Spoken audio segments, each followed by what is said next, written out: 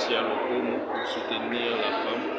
Et nous croyons que l'homme et la femme sont des partenaires égaux dans le plan de Dieu.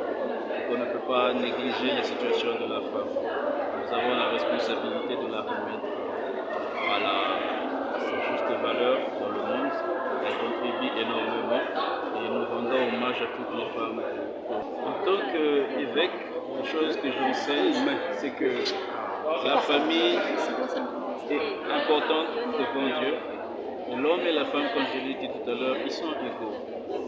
Si les gens appliquent l'évangile de Jésus-Christ tel qu'il est enseigné, il n'y aura pas de problème de genre. Parce que nous sommes tous les enfants de Dieu. Les gens masculins, les gens féminins ont tous un rôle important. L'Église de Jésus-Christ descend des derniers jours et en République démocratique du Congo depuis 1985. Et l'Église a toujours collaboré et participé à beaucoup d'activités. C'est peut-être la presse qui ne nous a pas beaucoup approchés. Mais nous sommes ouverts pour parler de l'évangile de Jésus-Christ, amener les âmes au Christ, qu'ils aient leur témoignage et qu'ils comprennent qu'en vivant les principes que Jésus-Christ a enseignés, notre vie peut être meilleure ici sur la terre et préparer pour la vie après. Existant depuis 1985, quelle est la doctrine de votre Église?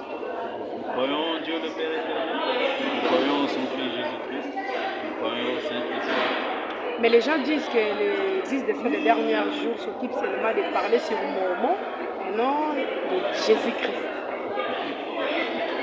Merci beaucoup pour la question. Le nom de l'Église, c'est l'Église de Jésus-Christ. Et c'est ce que nous prêchons et nous croyons. Le nom. Je m'appelle Eli Kalala, je suis directeur adjoint. Voilà, merci beaucoup. C'est l'ONG Moissi et Montpellier qui a organisé son premier sommet de la femme avec comme thème l'égalité liée au genre en République démocratique du Congo. Où en sommes-nous? Pourquoi où en sommes-nous? Nous devons nous poser cette question parce que l'égalité liée au genre aujourd'hui en RDC n'est pas tout à fait égale comme le dit le thème. Là-dessous d'autres signes, je dirais, il y a des avancées significatives dans la lutte contre l'égalité liée au genre, mais ici dans notre pays, certes, le chef de l'État se bat, car c'est lui qui est le garant de la masculinité positive. Nous tous, nous empruntons des pas au travers ce genre de sommets de sensibilisation que nous faisons. Nous, l'ONG Moissi à Montpellier, nous avons plus pensé à cela pour commencer d'abord avec des assises et ensuite poursuivre avec les différentes sensibilisations sur terrain dans des universités pour parler, n'est-ce pas, des valeurs de la femme et de l'égalité, pour parler de l'égalité liée au genre en République démocratique. Merci.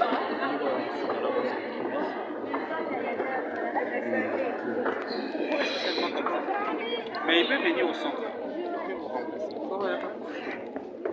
Vous avez joué quel rôle? Modérateur? Oui, je suis maître de cérémonie. Voilà. Bonjour. Bonjour. Vous étiez le maître des cérémonies de cet événement ici. Comment aviez-vous jugé la qualité des prestataires à travers les différents panels qui ont rehaussé les gars? Nous dirons que c'était impressionnant.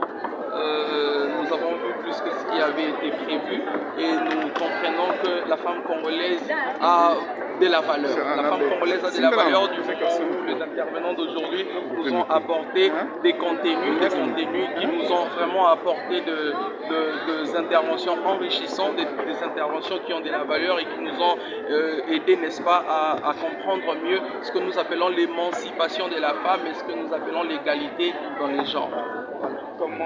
Quelle différence faites-vous entre l'émancipation et l'égalité de la femme? Déjà que pour différencier les deux, il faudrait que ça soit comparatif, mais je ne pense pas que ça soit comparatif.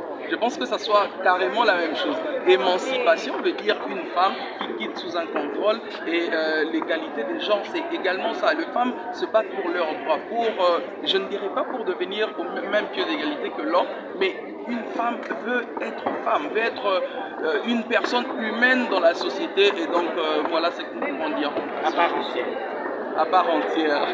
Ouais, à part entière, justement. Merci beaucoup. Je suis d'abord très ravie de cette initiative, le premier sommet de la femme congolaise.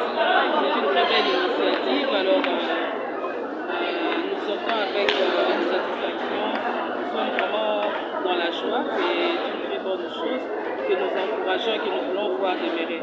Ok. Quel est le message que vous avez à l'endroit des jeunes dames qui vous suivent présentement? Oui, le message, c'est que nous encourageons la femme à se former, les jeunes filles surtout, parce qu'aujourd'hui, on assiste à un phénomène qu'on appelle influenceuse. On pense qu'il faut bien s'habiller, il faut s'exposer dans des réseaux sociaux, alors que la femme vaut beaucoup.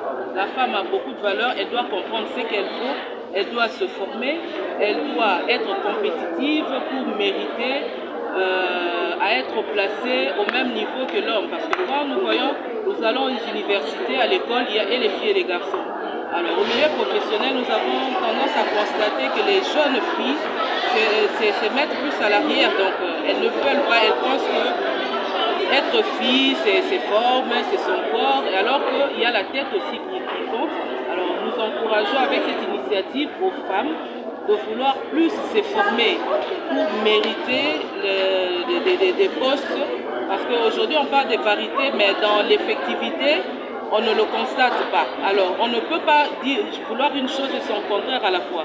Quand on veut accéder à des postes, il faut se former, il faut mériter. Parce qu'il faut mériter et il faut prouver qu'on est compétent, qu'on est capable d'assumer ces postes de responsabilité. Les noms, c'est Madame Annie Kaka. Merci beaucoup.